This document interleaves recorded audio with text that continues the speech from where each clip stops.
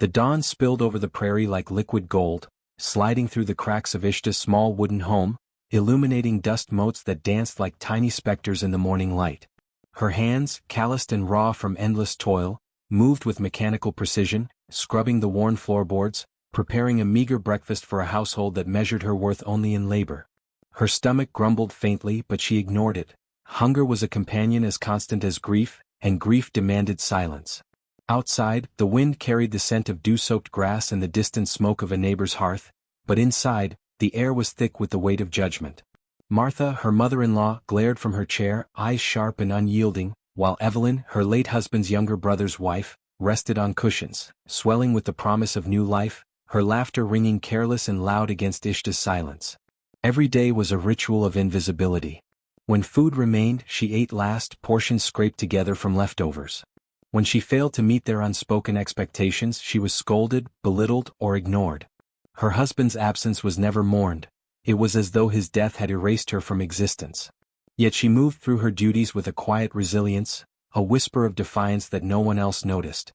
And sometimes, when the house finally settled into uneasy stillness, she allowed herself the tiniest spark of hope, wondering if the world still held a place for her at all. But the question lingered unanswered, like the wind slipping through the gaps in the walls. It was on one such morning, as she fetched water from the well, that Dakota appeared. His horse pawed the earth impatiently, nostrils flaring as he guided it toward the trough near her home. He was tall and broad-shouldered, dust from the trail clinging to the worn leather of his coat, eyes the pale, steady blue of distant skies. For a moment, he simply observed, his gaze tracing the lines of exhaustion etched across Ishta's face, the way her hands trembled with fatigue yet never faltered.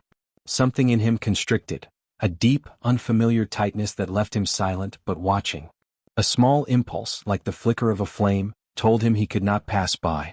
And so he lingered, pretending to adjust the straps of his saddle, yet every glance he cast toward her seemed to measure the unfairness of her existence, the cruelty meted out by the people who should have been her family. Ishta noticed him out of the corner of her eye, suspicion mingled with curiosity.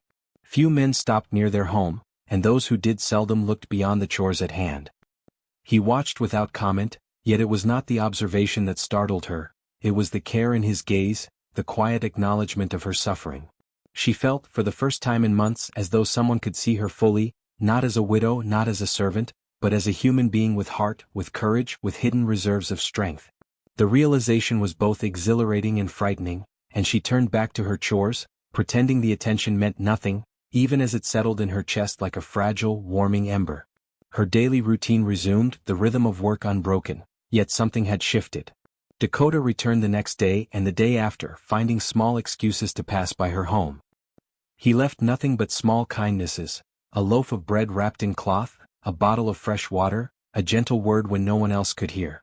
Each gesture was unassuming, almost invisible, yet Ishta felt the weight of them pressing softly against her guarded heart. Slowly, suspicion yielded to gratitude, and gratitude to something more tender, a flicker of trust she had thought buried under months of grief and oppression. Inside the house, Martha's scolding intensified, her sharp tongue weaving a daily symphony of control. Evelyn's laughter continued, unconcerned with the world beyond her comfort. Ishtar endured it all with the quiet dignity of someone who had no choice but to survive, her heart hollowed by the weight of expectation, yet secretly alive to the small kindnesses that marked Dakota's passage. And he, for his part, bore witness to every indignity, each one etching a deeper resolve into his frame. It was not just compassion that drove him forward, it was an unspoken promise, forged in the silent recognition of her resilience, that he would not stand by while she suffered. The day came when his patience could stretch no further. The sun was low, gilding the horizon in shades of fire and shadow, and Ishta moved with weary precision, carrying a basket of freshly washed clothes across the yard. Martha barked orders, demanding swifter action, while Evelyn's voice floated from the kitchen, rich with amusement at her sister-in-law's labor. Dakota dismounted without ceremony, his boots crunching against the hard earth, and for a moment, the world seemed to still around him. He walked slowly toward her, gaze steady, carrying no weapon, only a quiet certainty. "Pack your things," he said, his voice soft but unyielding, threading through the din of the house like a promise. "I need a wife, and you need a husband." The words fell like sunlight into shadowed corners of Ishta's heart. She froze, the basket trembling in her hands. Disbelief tangled with hope, and fear mingled with relief. Could it be true? Could someone see her not as a burden, not as a shadow of her late husband, but as a person worthy of care, of dignity, of love? She searched his face, seeking some hidden motive, some shadow of jest, but found only sincerity mirrored back in pale blue eyes. Dakota waited, patient, steady, for the answer her heart had not dared to give itself. That evening she left. The small bundle of her belongings weighed light against the heaviness of the life she was leaving behind. The house loomed behind her, full of whispers and judgment, yet each step she took carried a tentative freedom, a reclamation of self long denied. The trail stretched before her, bathed in the soft glow of twilight, the sky a canvas of bruised purples and molten oranges. Dakota guided her through it with gentle hands, adjusting her saddle, ensuring her footing, his presence steady and grounding. Every mile she traveled was a quiet act of courage, a refusal to remain trapped in a life defined by cruelty. The cabin they reached was modest, nestled among pines whose needles whispered against the walls in the wind. Smoke curled from the chimney, carrying the earthy scent of pine and cooking fire. Inside, the hearth glowed softly, filling the space with warmth that seemed to seep into Ishta's bones, unraveling months of tension and grief.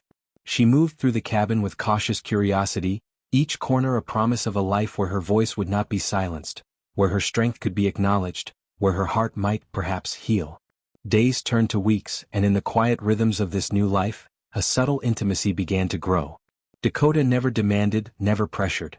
He offered gestures of care, small kindnesses that spoke louder than words.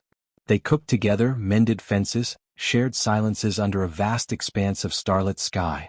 Every touch was tentative yet sincere, every glance a silent acknowledgement of the traumas they carried and the fragile trust they were building.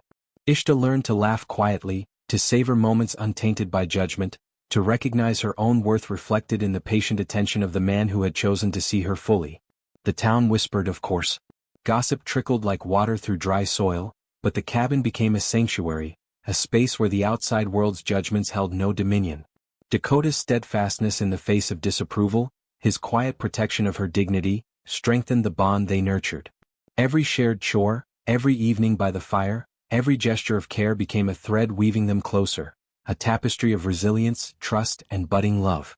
One evening, as the sun dipped below the horizon and painted the sky in the softest hues of lavender and gold, Ishta realized she had begun to hope not only for survival but for joy.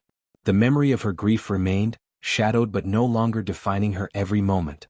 She looked at Dakota, at the steady lines of his face softened by firelight, at the gentleness in his hands, and felt the quiet bloom of affection that had grown without fanfare or declaration.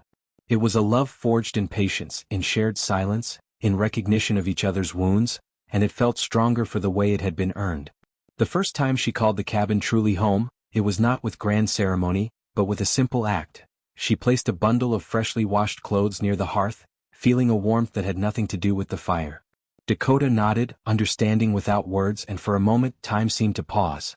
The wind rustled the pines outside, the stars blinked into existence above, and in that hush, they existed simply as two people who had found a fragile, steady refuge in one another. And though the world beyond their clearing continued to whisper, to judge and to watch, the cabin held them safe. There was no need for grand gestures or declarations, for the quiet acts of kindness, the patient care, and the steady presence were a declaration in themselves. Ishta, once weighed down by grief and humiliation, began to feel her spirit lighten, a gentle resilience returning, like the first shoots of grass through winter's frost. The prairie stretched endlessly beyond the cabin, open and free, and for the first time, Ishta imagined a life she could shape, a life that could belong to her as much as it did to anyone else. The past lingered, yes, but it no longer commanded her. And in the warmth of the fire, in the patient steadiness of Dakota's gaze, she realized that dignity, care, and the quiet courage to hope could grow even in the harshest soil. As the evening deepened into night, the wind carried the scent of pine and earth through the open windows, mingling with the scent of the hearth and home. Ishta sat quietly, her heart softening, her hands resting on the small bundle of belongings she had brought from the past, now symbols not of loss, but of survival and perseverance.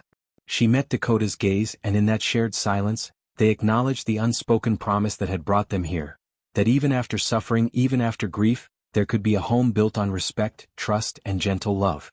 And though the stars blinked silently overhead, the prairie stretching into darkness, there was a quiet certainty in that room. Sometimes a hand reaches out in silence and it is enough to carry someone home.